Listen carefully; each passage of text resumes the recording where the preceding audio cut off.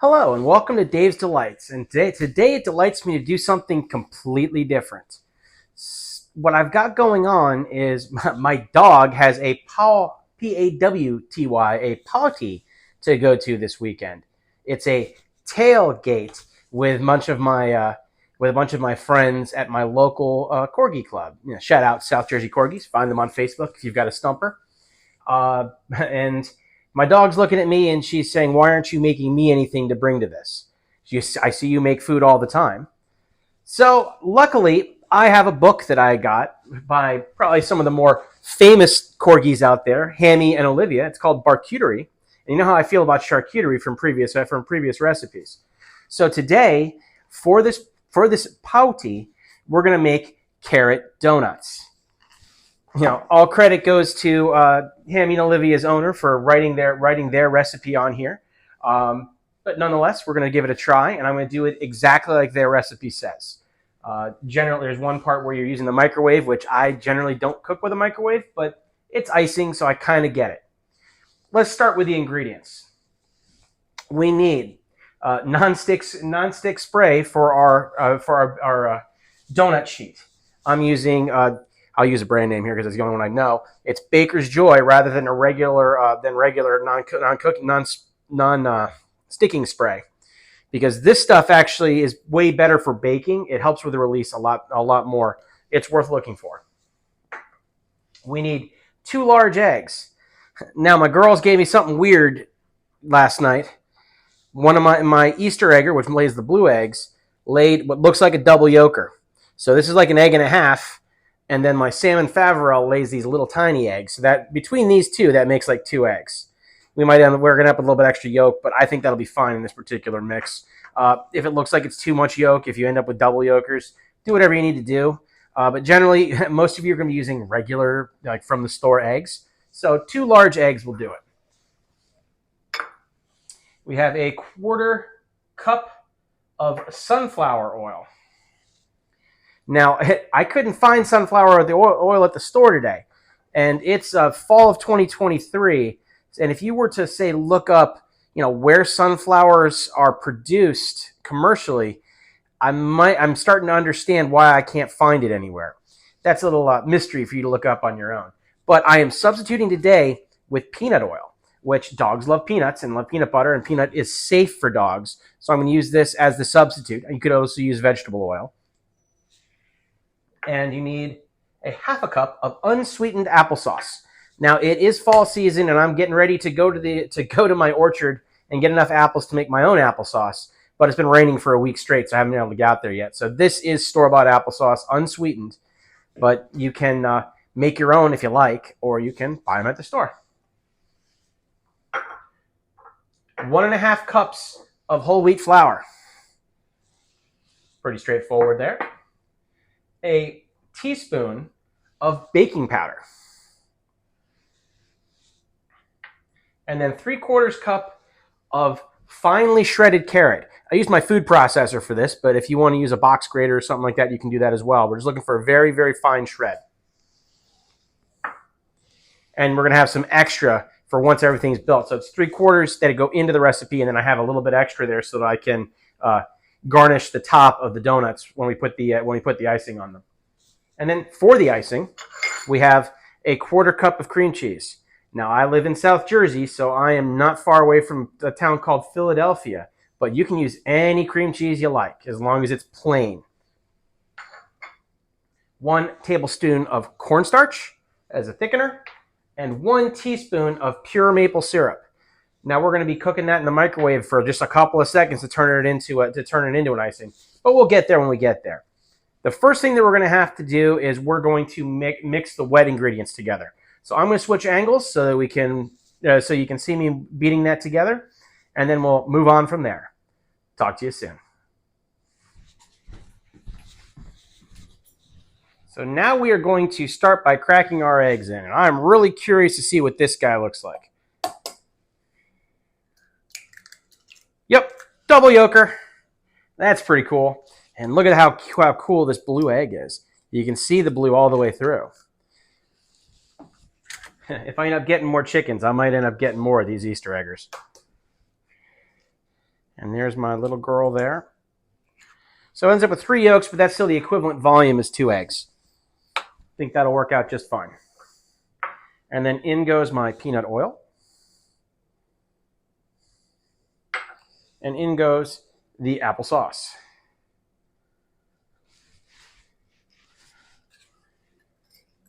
Sometimes half the battle is working your way around the camera mount. And at this angle, I have to go right-handed, so it's going to be an awkward start. But we're going to mix this together until it really comes together as almost like a big slurry. And that is our wet ingredients. So now we're going to set up the stand mixer, and we're going to get our dry ingredients going, and then we will combine. So I will see you back at the stand mixer. Now, I got a package in the mail today, and my wife was kind and bought me bought her as well, because she uses this as much as I do, but bought us some brand new attachments that are stainless steel. And oh man, am I happy to have these. I'm going to find uses for all of these. Oh, you can definitely tell they are heavy. So I'm going to get the mixer on, and I need to put in my flour. There's a 1.5 cups of whole wheat flour. And a teaspoon of baking powder. And we're going to mix that together a little bit. Just a light stir. And then once this is stirred in, and I know this thing's going to make a little bit of noise, but that's part of being in the kitchen. I have put my carrot into the wet mix, and I'm stirring that together. And then I'm going to combine that into here until it's mixed through. And it's going to be a little bit messy, but that's part of the game. All right, that's in, and you go until it makes like a wet paste. And I'm just going to let this mix, and I will get back to you once we are finished. Okay, well, this is together. And when my wife makes donuts, she usually makes cider donuts or pumpkin donuts or things like that. Her mix for people donuts is usually a little bit thinner. This is nice and thick, but considering that this is really more of a biscuit for a dog, it makes sense that it would be thick. So what it suggests for us to do is to put it into a piping bag and then squeeze it out onto our donut pans. But this is my wife's good, very, very good piping bag. And there is a better way when we're doing dog-grade food that is thicker. I have a plastic bag, which we are going to fill with the goo. If you guys haven't noticed yet, that's one of my favorite words for food. If it's goopy, I call it goo. Oh wow, it smells like crazy carrot bread right now. It is so thick. Look at that. That's amazing. So we're going to get this into this bag. Let me scrape all of it out. And then from here, I'm going to make this into a piping bag. All right, that's enough of that. That last little bit isn't even a donut's worth. Okay, so we seal this in. And we get it away from the one corner because we're going to work with that later. Once I have this all set up in our next cut, the next scene we're going to squeeze them in, I will actually open this up to allow a little air so I can squeeze. But we will now get ourselves set up to be able to put this stuff in the oven. I will see you momentarily. My oven is at 375 degrees and ready to go. I have a baking donut pan. We've got multiple sizes of these. This is the larger one, but I figure if I'm going to give my dog a treat, I'm going to give my dog a pretty good treat. So I need to get my bag, and I'm going to cut a hole in the corner here, which luckily there's some nice little lines on it. I want about a 1 inch, so I'm going to cut right about there, and that's just a little over an inch. And this isn't going to even come close to filling this whole pan, but that's fine. And then what I got to do is squeeze this out. And I don't love the way that that's coming out. So what I'm going to do is, wash your hands, although it matters a little bit less when you're with a dog. So I'm going to get this spread around. It's just a little bit messier. But this is incredibly thick. So I think I'm going to do better by setting these guys up into the donut pan like this and then smoothing them down. You can put a little oil on your fingers to do the smoothing. And I'm going to go ahead and get all these made up, and then I will show you what things look like once we go into the oven. But once that's smooth, you want to fill it not all the way, but almost all the way into the mold. So go ahead and get your donut molds filled, and then we'll cut back to the oven. Welcome back, guys. I've kind of come up with my best case scenario for how this is working out today and how to do this. I squeeze a little bit in, and I use this spatula to press it into the crevice, because this is really goopy. And then I can make a donut shape. And of course, the one I'm demonstrating to you is the one that's going the hardest, but isn't that the way TV works? And I've got enough for one more, it looks like. So of these full-size donuts, it looks like I get 7. Not quite a baker's dozen, but you can also, these come in multiple sizes. I have all the sizes, so I will show you all the rest of the pans before we're done here. So you could decide how big of one of these treats you want to give your dog. I'm probably going to make another batch of these because this isn't enough for me to hand out to everybody. But these ones will be for Flurry, and then I'll make another batch for the rest of the crew. And maybe someone will get a special one. Of course, I managed to scratch myself a little piece of carrot there. So as you see, I now have rounded donuts. I'm going to smooth it out just a little bit and use my old napkin. And then this is going to go in the oven, and it's going to go in for 12 to 16 minutes. We want to get it golden brown. So I'm going to set a timer for 12, and then from there, we're going to look and look and look until it's ready. I'll get back to you once we are pulling these out of the oven. Now the icing is, at least on paper, very, very easy. We take our cream cheese, pop it in a microwave-safe bowl, our teaspoon of, let me get that more centered, our teaspoon of maple syrup, pour that on top, and we pour in our cornstarch. And then I'm supposed to put this in the microwave for 10 seconds. Now, microwave's down by my knees here. I almost never use it, but here it goes.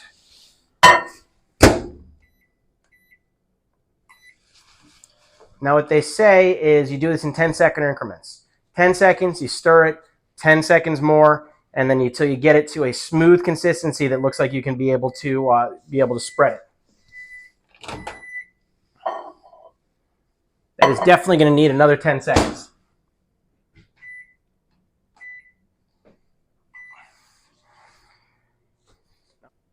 I feel confident that you guys have seen people operate a microwave before, so I cut away from that, realizing the extreme boredom of watching me push buttons for 10 seconds at a clip. But after 30 seconds, this frosting became a nice thick frosting. And now it's ready to go. I showed this earlier just because of the way the editing goes. But what we have is we've got the donuts cooling on a drying rack before we get to the icing. So we have when we're actually gonna frost these donuts, we're gonna do them when they've cooled already. And then this might need, if you do it ahead of time, you might need to put that in for another 10 seconds to get them warmed back up. Or you can just wait until the donuts have cooled, because this only takes 20 seconds to be able to prep the frosting. But I will get back to you once we have the donuts cool and ready to frost. Our donuts are now out and they are cool. And they are actually cool as well, besides being cold. They smell like a biscuit because there really isn't much in it besides wheat flour and applesauce. But I have my icing, or frosting, whichever you want to put it, right there. And I actually have a neat little tool that I forgot that I had, but one of my viewers, Spike, gave me a set of these frosting knives, so we're going to give it a little try. And we will take this and we will frost all the way around this. Just a nice coating. And once that's frosted, I'm going to sprinkle on some carrot. So sprinkle, sprinkle, sprinkle, and you end up with a donut just like this.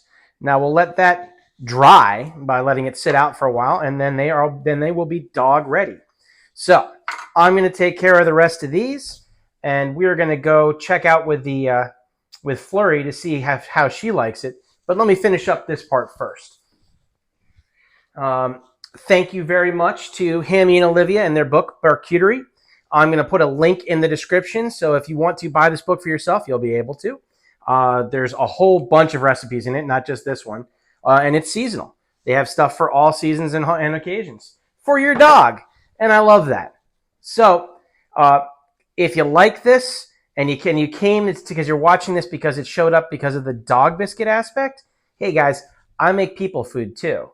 Check out some of my other work. Give me a like and subscribe if you feel like it. I'd love that. And I'd love to see you again.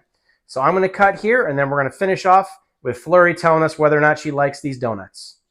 Have a great day. I hope to see you soon. I hope you enjoyed your time with me because I enjoyed my time with you. Have a wonderful day. Hello, Flurry. You want to try a donut? You want to try a donut? Look at those eyes. I think we have a success here. Guys, try this at home. They definitely seem to enjoy them. See you all later. Bye, Flurry.